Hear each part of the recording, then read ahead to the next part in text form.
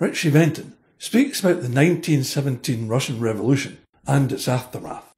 This is Richie Venton, the Scottish Socialist Party National Trade Union Organiser. Literally today is the centenary, the 100th anniversary of the Russian Revolution of 1917. And I have just written a booklet, I suppose you would call it, 1917 Walls Come Tumbling Down. Now, the reasoning and motivation behind writing that was to help to, in a very modest, minuscule fashion, to help to counter the lies that surround the history that we get from schools and from the media and so on about the real nature and events of 1917 in Russia. It's no accident that in the main there's no genuine celebration of that event in the media in the Western world. In fact, ironically, there's no real celebration of it in today's Putin's Russia. They're avoiding the subject because, of course, it's now a capitalist, gangster capitalist country in terms of the regime in Russia, and horrible levels of inequality, grotesque racist division, the wars and attrition that goes on within the population is something that has been the inglorious fruits of capitalist restoration 25 years ago. So they're not about to celebrate an event which, as far as I'm concerned, was probably the greatest event of human liberation in history so far. They're not about to do so because that would challenge the system they preside over, and the same applies to the powers that be and their media in the West. Because, of course, they're quick enough to talk about how socialism leads to dictatorship, that if you want to look at what socialism means, in the past they would have told you to look at Russia. I on many occasions was advised to get back to Russia. First of all, I'd never been there, and secondly, I never supported the tyranny of Stalin. But what they hide from view from the modern generations is the liberation that took place with the events of 1917 in the Socialist Revolution of October that year in particular. So, without pretending that this is even a potted history, let me mention some of the features of what occurred, because I think it's very relevant. First of all, it wasn't as if the previous system was something worth defending. Russia was a Tsarist dictatorship, a monarchy which ruled by fear and by repression. It was almost medieval in its backwardness. The capitalists of Belgium, of Britain, of France had heavily invested in modern industry in Russia and therefore created a big concentrated working class in certain areas of the country. But 80% of the population tried to eke out an existence on the land, on tiny strips of land, and frequently landless peasants. And there was mass starvation. Russia was also a country of violent repression against minorities. For example, words like pogrom and knout were given to the modern dictionary by Russia, Tsarist Russia.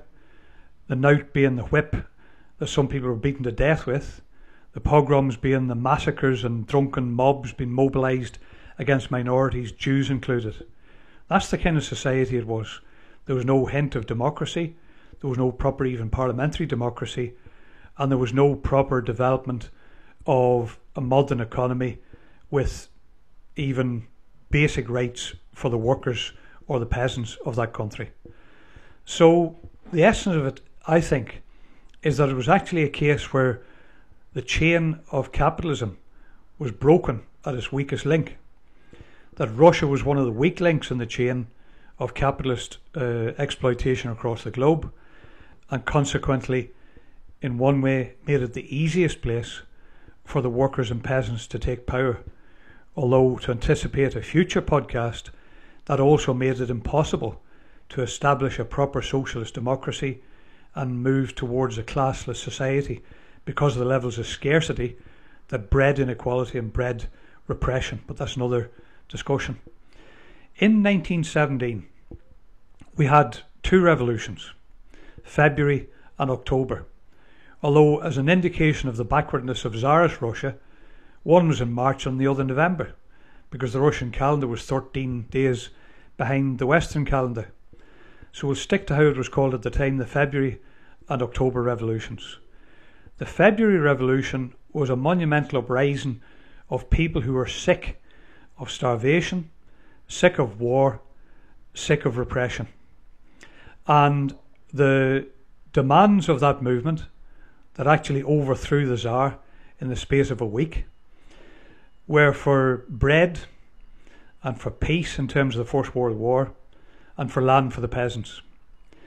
And that was a movement that built upon the shoulders of a previous revolutionary attempt in 1905, which I'll not go into in any depth, but put it this way. In 1905, in January, we had one of the first Bloody Sundays in history. There's been a few. And on Bloody Sunday, the people of Russia were led by Father Gapon, pleading with the Tsar to give them more rights. The Tsar's reply was to mobilise troops who mowed them down with bullets. That triggered general strikes, so workers went from pleading to taking direct action, seizing factories, insisting on an 8-hour day, amongst other things, and seizing print plants. And what they set up at the time was what in Russian was called Soviets. Now that translated into English just means councils or committees. It was people directly elected from the workplaces, and in 1917, to jump ahead, also from military units, and then subsequently from peasants' organisations. And these people were direct delegates elected from and by their workmates. They had no special wages. They stayed on the wages they were on. They were subject to immediate instant recall if the people they represented thought they weren't doing the right job for them. And those bodies of people made real and meaningful and concrete decisions on everyday questions that they were dealing with. So the Soviets of 1905, which were crushed in blood, particularly by the use of the Cossack troops in Moscow, those Soviets set a precedent that was taken up and enlarged upon by those who rose up against the Tsar in 1917. They rose up in rebellion because they were sick of the fact that they were dying in their hundreds of thousands at the front. The soldiers had no equipment, they didn't even have boots quite often, and they were dying like flies on the Eastern Front. And the revolt of the soldiers, but particularly actually of the women workers who triggered the February Revolution, who started it and were a major part of it, were going on strike demanding bread because they were sick of queuing up for hours for bread that could hardly be supplied because of cuts to rationing and because of the general conditions of famine and starvation. So a primarily women's-led workers' movement overthrew the Tsar in February of 1917.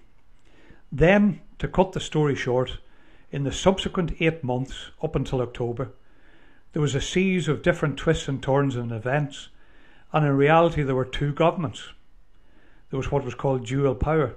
You had the Soviets that were re-established, this time also including soldier Soviets, after whole garrisons had mutinied against the officer class and against the Tsar and turned in favour of the people. And you had the Soviets who were trying to organise day-to-day provisions, fuel supplies, transport, things like that. And then you had what was called the Provisional Government, which was a capitalist-led government with some, I suppose in modern terms, kind of right-wing socialist participants, including Alexander Kerensky, who became the Prime Minister. He came from one of the left, so-called left parties at least, the Social Revolutionaries, who were based on the peasants. And that government, supported by the Menshevik party of the left and the Social Revolutionaries, but actually dominated by the main capitalist party, the Cadets, was a government which failed on all fronts, on all its promises. Instead of ending war, it increased the number of war offensives. Another 1 million Russians were killed during the offensives issued and instructed by the Provisional Government that year.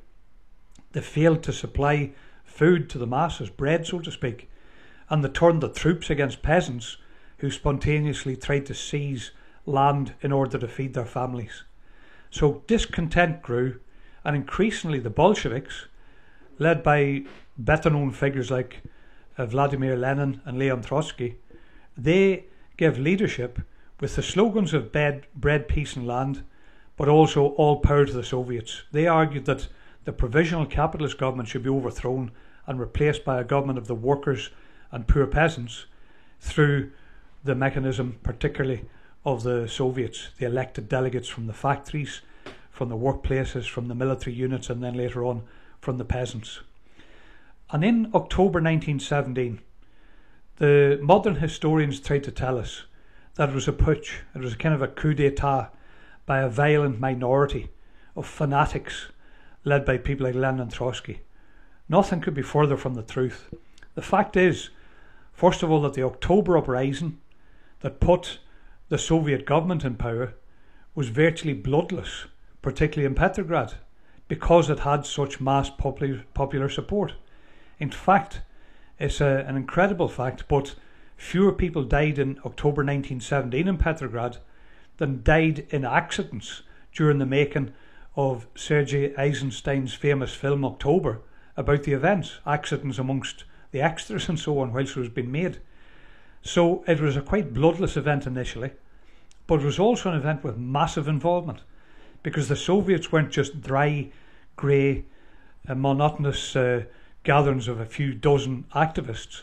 The Soviets involved thousands of people with raging debates and arguments and conflict of ideas and debates over what should be done, with different parties and factions within parties and individuals putting their case, trying to convince each other. And for example, there was at least 1,000 delegates from workplaces and soldiers' units and sailors' units in the Petrograd Soviet in September, when they elected Leon Trotsky as their president. That's just a clue to the scale of the thing. So it was a mass popular movement that brought the Soviet government about in October 1917. And for the remainder of what I'm saying, let's just glimpse at some of the things that they did, bearing in mind that this was one of the most backward, semi-feudal, impoverished countries on earth at the time. It wasn't a modern society, a modern economy like we would enjoy the benefits of today, if or when a workers and peasants, a workers' government was established in, say, Scotland or somewhere else. This was a really backward society with terrible levels of illiteracy. In fact, 80%, 70% at least illiteracy. And even worse amongst women, about 82% from memory. That's the conditions they were working under. But the Soviet government, the new workers' and peasants' government, carried out measures that are like something you would dream of today. They eradicated homelessness. It wasn't very good standard of housing initially, but nobody was left homeless. They took steps to eradicate inequality, even by removing ranks in the army and the military forces, and giving equality and removing all the benefits and privileges that the rank system had provided previously. They made homosexuality legal. They decriminalised it a good 50 years or so before Britain did. They gave women equal rights, including the right to vote, at least 10 years before Britain did. They introduced the automatic right to divorce and abortion to help to liberate women from centuries of drudgery and double exploitation. There was a flourishing of the arts and architecture and all manner of arts and crafts as a result of the enthusiasm felt for the changes it brought about. And in terms of the economy, they initially introduced a system or legitimised, if you like, legalised the system that had already begun to happen, where factory committees of elected committees of workers controlled hiring and firing of management, not the other way around. And they also put factory committees in charge of production plans and so on at a factory level, a local level, a regional level and nationally, so as to have real workers' control over the production of the Russian economy in the early days of Soviet rule. And then, when there was attempted sabotage, for instance, by the bankers, within a month they were occupied by workers and subsequently nationalised. And the same took place by early or mid 1918, when all sorts of industries were brought into public ownership as well as having workers' control on day-to-day production. That's just a glimpse, a taster of some of the measures that they brought about. And of course they declared an end of a war. They declared the right for nations to independence. They declared the right to self-determination. They declared that there'd be no annexations, there'd be peace without annexations, without land grabs. They published secret treaties that embarrassed Western imperialism, and so on. All of that enthused the workers of the West. For example, it helped to trigger or encourage mass strike movements in places like Scotland, in Ireland and elsewhere. It helped to encourage the workers in 1919 January in Belfast and Clydeside when they were conducting a strike for a shorter working week, a 40-hour week. There's stories of workers on the picket lines in Belfast, for example, of shouting up the Bolsheviks just a year after the revolution, roughly. And it also encouraged workers in other countries to go much further, for instance Germany in particular, and begin the process of revolutions. Unfortunately, those revolutions were defeated. That's part of a different podcast perhaps. Opportunities for socialist change were there, particularly in the likes of Germany, led by people like Karl Liebknecht and Rosa Luxemburg. But the equivalent of Labour, of the right-wing Labour in particular, the Social Democrats in Germany, betrayed that movement and literally exterminated some of the leadership of the socialist revolution that was happening at the time. So opportunities for socialist change in other countries was encouraged and triggered and fuelled by the success story of the initial days of Russia, and that's despite its terrible abject poverty and backwardness, and therefore the limitations of what they could carry through to benefit and transform the working people's lives. However, it caused another reaction from the opposite class. It led to the invasion of Russia from early 1918 onwards by, in total, 21 Western armies. And guess what? The first one to occupy parts of Russia, to try to overthrow the new Russian workers and peasants government, was none other than Britain, led by people like Winston Churchill and Lloyd George. They occupied places like Murmansk and Archangel, tried to choke off supplies from the northern seas, tried to literally starve the people of Russia into submission, marched towards Petrograd, shooting Bolsheviks on the way, and tried to help overthrow the newly elected government of the workers and peasants.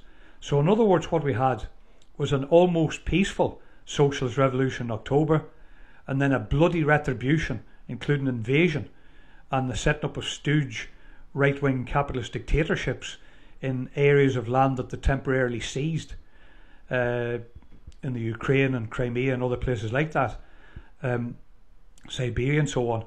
And they tried to encircle the new Russian workers and peasants government with blockades economically as well as military invasion. It was only the resistance of workers in those countries such as Britain and their reaction to that military occupation that saved the government from being totally overthrown.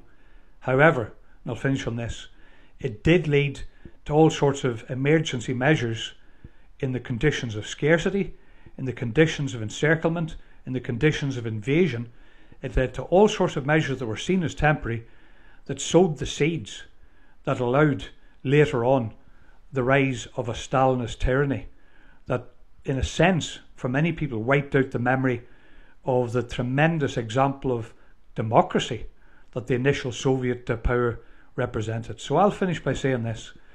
The real story of 1917 and its immediate years after has been consciously buried from sight to the modern generations, more than one generation, by capitalist propagandists, professors and their press.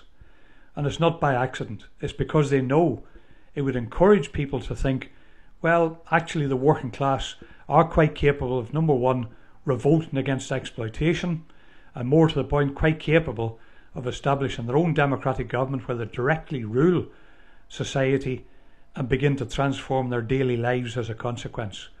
And with all the qualifications that Russia wasn't a model case of where you could start building a classless democracy, a socialist democracy, because of its backwardness initially. Nevertheless, the strides they made, the way in which they eventually just about eliminated illiteracy compared to over 70% illiteracy at the time of the revolution, or the fact that they had more doctors per head of population than any other country in the world or in fact other parts of the world put together.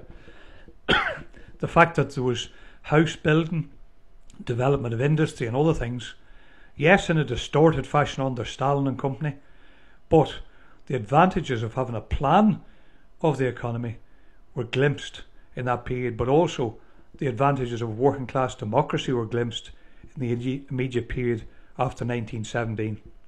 I think it's something not just to commemorate, it's something to celebrate and to learn from, not pretending that it's exactly applicable in modern day society in Britain or the Western world or anywhere else.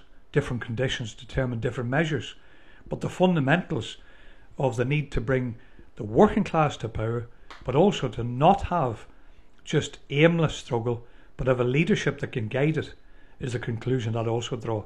That the role of the Bolshevik Party in particular in its leadership was instrumental in bringing about that socialist change, because they give guidance, they give slogans, they give policies, they give leadership, and they grew from 8,000 members in February to 240,000 members by about September. So it was a mass socialist party rooted amongst the working masses, the toiling masses. It was a popular party by then, when at first it was tiny. So socialist ideas and leadership can go from a minuscule, isolated, almost sect, but if it's got the right kind of ideas and works away at it and bases itself on the struggle of ordinary people, then when conditions arise, it can explode into a mass organisation that becomes absolutely instrumental in making sure that the success for attempts to remove the power from the exploiters. I think it's a glorious incident in human history. It should be studied, it should be discussed, it should be learned from, it should be applied in a fashion that doesn't just try to duplicate it or replicate it, but learn what's to be learned from it and help to make it one of those things that empower working class people in the modern world to change in society towards a democratic socialist one.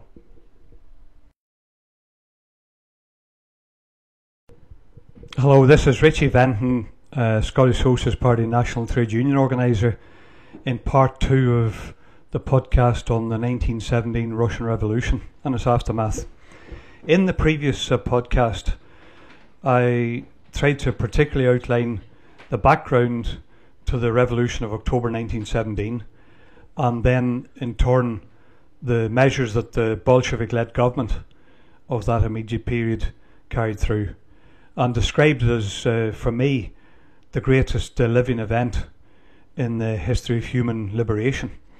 Because what it did was to raise to their feet millions of toilers, both on the land and in factories and workplaces, the workers and peasants of Russia, from being serfs in a semi-feudal czarist dictatorship to being the rulers of society, through particularly their organised committees or councils known as Soviets, mass organisations initially, which involved delegates from the workplaces and from the military units and from the peasantry, representing directly those that worked beside, and subject to instant recall, also subject to the same wages as those they represented.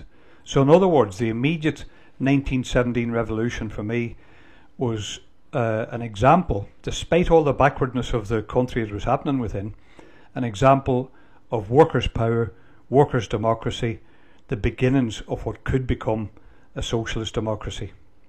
However, when you look at the recent centenary, it's interesting and significant that not only did the Western capitalists and their media try to either ignore or distort the real events of that period, but in fact Vladimir Putin and his gangster capitalist regime in Russia also did their best to smother it in virtual silence. And why would that be? Well, first of all, because it was in the early 1990s that capitalism was restored to the soil of Russia. obviously beyond that, in the whole of what had become the Soviet Union. And that restoration of capitalism, far from being the harbinger of some kind of halcyon days for the masses, is turned into a nightmare. It's involved racial strife, ethnic strife, war, deprivation, collapse of industry, absolute poverty and starvation conditions for many, as industry and the economy collapsed under the beauties and benefits of capitalist privatisation. But for some in Russian society, including Putin, it represented an opportunity for amassing vast wealth for themselves in the form of a gangster form of crude primitive capitalism, really. And the reason that that system was possible, that capitalist restoration was possible 25 years ago, is for me the fundamental question anybody would ask after looking at the tremendous breakthroughs of 1917. Why would it be that in a society where workers and peasants had taken power under a mass socialist party leadership in the form of the Bolshevik Party, why is it that that ended up in a system that allowed capitalism to be restored? Well, actually, in 1917 and 1918 itself, the most prominent leaders of the Russian Revolution warned of these choices. Lenin and Trotsky in particular warned that unless, for instance, there was the spread of socialist revolution to other countries, and in particular to advanced developed countries such as Germany, they picked out in particular, then the revolution, the socialist change within Russia would perish. That Lenin, for example, said in that early period that you could not have socialism and capitalism side by side living peacefully. One or the other would come to dominate. And of course, many years later, 70 odd years later, that's what took place in the early 90s, the restoration of capitalism. But in between times, a different course of history could have occurred.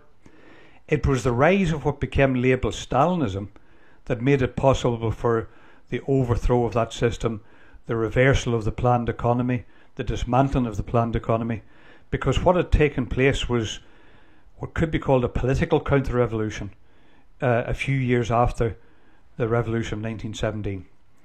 We had a society after 1917 where the workers and peasants were in power through their Soviets, but they were immediately invaded by 21 armies from the West, led by Britain. I went into that, I think, last time. Those invasions were designed to give the land back to the landowners, the factories back to the capitalists, and to establish a capitalist dictatorship. That was openly expressed by some of them. So it wasn't that it was to have some kind of beautiful democracy instead of Bolshevik power. It was to overthrow the gains of the revolution. And the working class and peasantry fought to defend what they'd gained in 1917 in the course of a civil war against invasion by Western powers and the civil war uprising of the whites, as they were known, who had been financed and armed and assisted by the Western powers. That civil war lasted 3 years, up until 1921, and it took a heavy toll on society.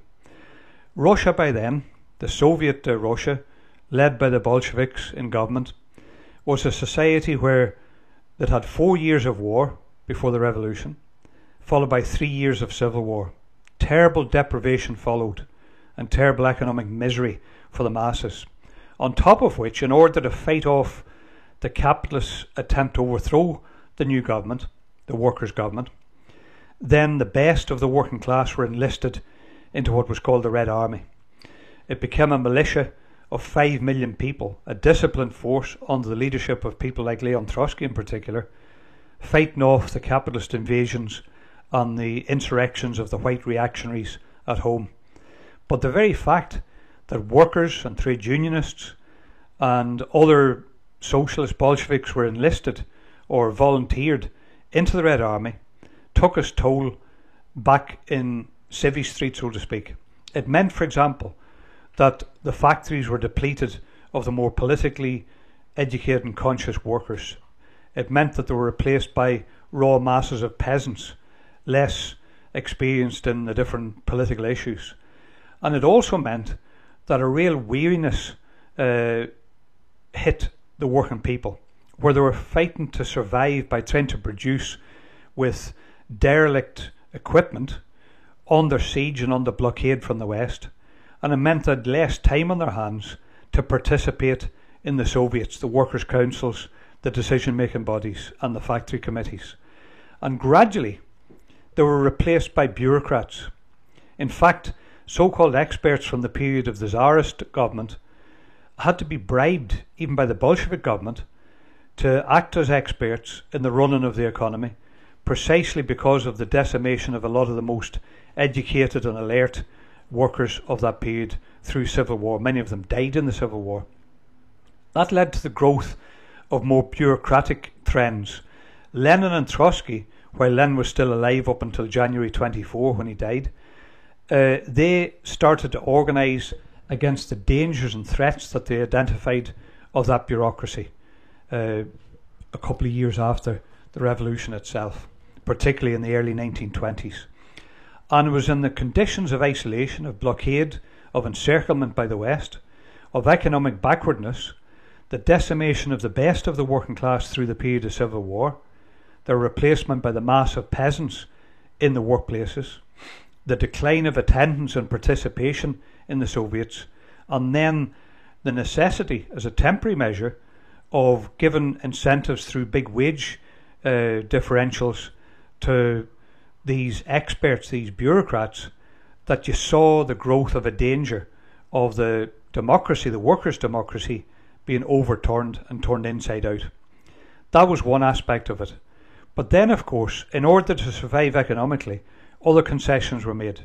There was a period, first of all, of war communism, where they were trying to get food off the peasantry, where the rich peasants, what were called the kulaks in Russian, the rich peasants were hoarding food, partly because they couldn't get sufficient agricultural equipment from the manufacturing industry because of the whole deprivation of society, and extreme measures were taken to try and get food for the cities and to feed the Red Army during the Civil War.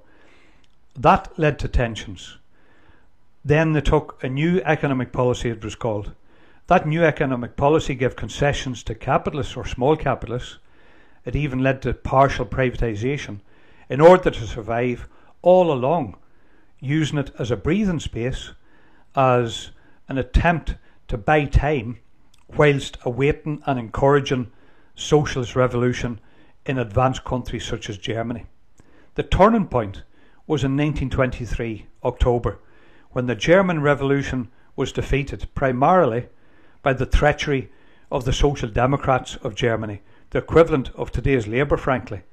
They betrayed that attempt at revolution by the workers of Germany, and that was a decisive turning point to the disadvantage of the Russian Revolution, because here was a potential ally with highly developed, modernised industry, a very developed and educated working class, where if they'd taken power and begun to construct a new socialist society, it could have aided Russia with modern equipment, amongst other things, and through collaboration begun to build a new society internationally. That's what Lenin and Trotsky always relied upon: internationalism, international appeals to the working class.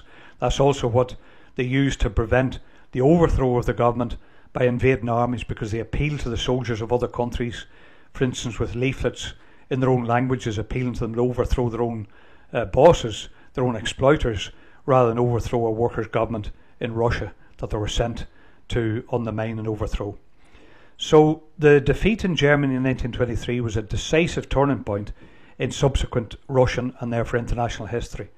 Because, to cut the story as short as I can, gradually, and not in a consciously pre-planned fashion, but gradually, almost incrementally and unconsciously, Joseph Stalin in particular began to personify the bureaucratic growths and deformities that developed within Russian society. And he didn't invent the bureaucracy or the dictatorship, but he almost kind of personified the trends that were happening. But he did play his part quite consciously then, subsequently. He began to organise a manoeuvre against, in reality against Lenin, but also against Trotsky. When Lenin was on his deathbed for a year, he began to organise a secret faction with Kamenev and Zinoviev, what was known as the Troika. And Lenin and Trotsky were fighting against bureaucracy, but then the defeat in Germany was a turning point, like I said. Lenin died a couple of months later. And Stalin organised increasingly a drift and a surge to the right. He began to organise concessions to the peasantry. He began to try and particularly buy off the rich peasants, the kulaks. He was aided particularly by one of the more right-wing Bolsheviks, Bukharin, in that respect, who came out with the infamous slogan to the peasants of "enrich yourselves." And then at an international level, Stalin began to say what you needed to do was to build socialism in one country. Forget internationalism, build socialism in one country, Russia, at a snail's pace. That's what it came out with at the end of 1924, December. Internationally, he began to line up with kind of fake left allies in various different countries. That included the tragic consequences in China of lining up with Chiang Kai-shek of the Kuomintang, a nationalist force which he thought was an ally of the working class. Leon Trotsky argued against that vociferously, warned that the nationalist Kuomintang would end up really drowning the workers' movement in blood, which is what they subsequently did, particularly in Shanghai in 1927. Then, frightened by the growth of the kulak rich peasants threatening to take over the whole nationalised economy back into their own hands, Stalin in the late 20s went on an ultra-left binge. He was particularly noted for zigzags in policy at home and abroad, and went on an ultra-left binge of what he described as third periodism. He said there was a third final stage of capitalism and that therefore there had to be severe measures taken, and that included nationalisation of everything on the land, including the chickens, which caused in turn the peasants to really slaughter animals rather than hand it over to the state, and led to a famine where I think it was 3 million people perished during that one famine. And that was also echoed abroad by, for example, the insane policy of describing the Social Democrats, the likes of the German Social Democrats, as the twins of fascism, what he calls social fascists, to the extent that the Communist Party ranks of Germany were mobilised to smash up what would be Labour Party meetings in German terms, alongside Nazis, and helped to pave the road to Hitler's rise to power in 1933 without really any proper resistance by a divided working class. Instead of uniting with the Social Democratic working class alongside the communist supporters and members in a fight against fascism, then Stalin was involved in that kind of insane ultra-left binge internationally, as well as the forced collectivization that led to famine at home in Russia. In turn, another zigzag. By the mid-30s, he went down a different road of trying to form alliances with Western capitalist democracies, Britain, France and so on, and in order to please them in combining against Hitler's Nazism, then in order to please the capitalist West, Stalin abandoned all pretense of supporting international socialist change, tragically in particular in the period of the Spanish Revolution of 1936 onwards, where instead of aiding socialist change in that country, the Stalinist forces led by Stalin were involved in helping to sabotage it and to prevent a full-blown working class democracy being established in Spain, when in fact that could have been done if all the left forces had combined to do so. And it allowed Franco instead to gain power after the Civil War 3 years on in 1939. And at home, Stalin's policy it swung from the ultra-left period of collectivising everything to once again carrying out very mild-mannered policies, a move to the right, and also at the same time carrying out the bloody purges of 1936 to 38 roughly, where there was a new version of civil war, this time against many of the forces that had led the revolution. including people like Zinoviev, Kamenev, and in particular Leon Trotsky and his followers in what by then had become known as the left opposition. They exterminated thousands of people, murdered them, and shut down any pretense of democracy within the Soviets, within the what had then been renamed the Communist Party, the Bolshevik Party of old, and also, for example, no trade union congresses between, I think it was 1932 and 1939 from memory. So this was a political counter-revolution. The state plan still existed, with some exceptions, and it vastly grew the economy, but it was at the expense of terrible repression and, for instance, the use of any dissidents of the time in the 1930s being enslaved in slave labour camps in order to carry out industrialisation and production. So it was a complete mockery of any suggestion of socialism. It was a bloody opposite to the democracy that prevailed in the early stages of the Russian Revolution. I think it's important to understand that it wasn't just some kind of competition between personalities, between in particular the two big figureheads of Joseph Stalin and Leon Trotsky.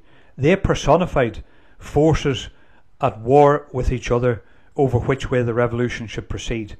In essence, between those who relied on very gradual change and no spreading of socialism internationally, and those who relied on the working class in Russia and the working class abroad for the carrying through of socialist change internationally as the only means of saving the Russian Revolution of 1917, consistent with Lenin's warnings, consistent with Trotsky's writings and actions, and something that, of course, ultimately, that choice between international socialism being achieved and the Russian Revolution being crushed by capitalist counter-revolution, the answer to that was ultimately given in the early 1990s, where, because Stalin's regime had become very unpopular at home as well as abroad, the dictatorship excluded workers from participating in the decision making of how the economy was run, and the one-party state that had been imposed was something that was anathema to a lot of the Russian population as well. Eventually that led to a situation where, with the help of Western powers, capitalism was resurrected on the land, on the soil of the Russian Revolution of 1917. That's a tragic setback, but the point I'll conclude on is that it helped to demonstrate the truth of the fact you cannot build socialism in one country alone in isolation, especially and in particular in a backward society such as Russia was with its economic underdevelopment. And of course also proved the point for me that it wasn't the failures of socialism that led to that problem. It was the intervention, the bloody and armed intervention of Western imperialism that helped to create the conditions in the 1920s that led ultimately to the rise to power of Stalin and his force that he represented, the kind of political counter-revolution, the dictatorship. So as far as I'm concerned, it's Western capitalism that's to blame for the crimes of Stalinism, not the ideas and forces of socialism. Those forces of socialism, of genuine democratic socialism, were drowned in blood. There's a river of blood that separates socialism and Stalinism. The ideas of the Bolsheviks, Lenin, Trotsky and company, and the ideas and practices of Stalin and his cohort. So it wasn't that Bolshevism inevitably led to dictatorship. It was the fact that the conditions of the time and the failure to get socialism in other countries that led to Stalin's victory and the terrible consequences for the working class. I hope that gives some kind of grounds for discussion, for thought, for further reading, for debate, including where you might disagree with me, because I think the Russian Revolution deserves to be celebrated as a glorious chapter of working class international history.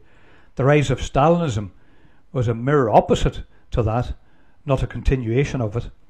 And in order to build a future, we need to learn from that and build a future based on the best ideas of the revolution and not the grotesque opposite that was represented by the government and regime of Stalin. Thanks for listening.